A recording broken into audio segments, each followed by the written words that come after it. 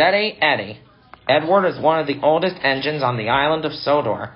Edward may not always be the fastest engine, but he is certainly the steadiest, and for Sir Topham Hatt...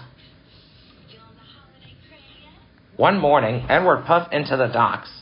Then Sir Topham Hatt arrived. Emily, Gordon, and Edward were very excited. They couldn't wait to see the magnificent water whale. Edward beamed from buffer to boiler. Gordon and Emily were surprised. Gordon gasped. Edward was going to use his express line. Cranky lowered the water wheel onto Edward's flatbed. It had a shiny brass rim that gleamed in the sun. Everyone looked at the magnificent water wheel. And very slowly, Edward pushed his special out of the docks.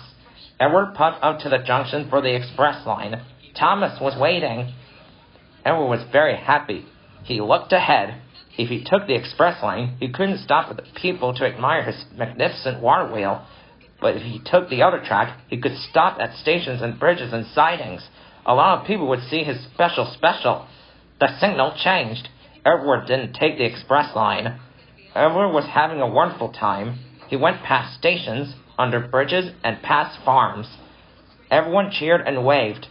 Edward the Steady was now Edward the Magnificent. Edward arrived at the junction, but the track ahead led to the school. Edward wanted the school children to see him, so he chuffed on towards the broken track. The track was very bumpy and jumpy. The shiny brass edge of the wheel started to cut into the ropes, but Edward didn't know. At the school, children cheered and waved. Edward wasn't looking at the red signal. Edward applied his brakes, but it was too late. The shiny brass edge of the water wheel cut even deeper through the ropes. Edward knew now his long journey had made him late. Then he had an idea. Edward thought. He huffed to himself. Edward chuffed and up to Gordon's hill. Oliver and Arthur passed him coming down. They both thought his special was magnificent, but the water wheel was very heavy. Edward huffed and puffed up the hill. At last he reached the top, but the edges of the water wheel were cutting deeper and deeper into the ropes. Then there was trouble. With a final jolt, the ropes broke. The magnificent water wheel rolled off Edward's flatbed. Gordon was further down the hill with flatbeds of scrap. The water wheel rolled down the hill. It bounced onto Gordon's flatbed. Now Edward's magnificent water wheel was on its way to the smelters. Edward had to get to the smelters yard before Gordon. Edward puffed and Edward panted along every shortcut he knew. No one saw Edward pass, and no one stopped to wave. That no longer mattered to Edward. He had to save his magnificent water wheel from the smelters. Gordon puffed slowly into the smelters yard.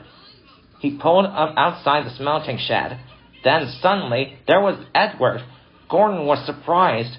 Edward the Steady had won the race against the fastest engine on Sodor. The magnificent water wheel was once again tied down to Edward's flatbed, and his wheels clickety-clacked without a cheer or a clap along the way. The water wheel was put into place, and Edward didn't need anyone to tell him that this had been a very special.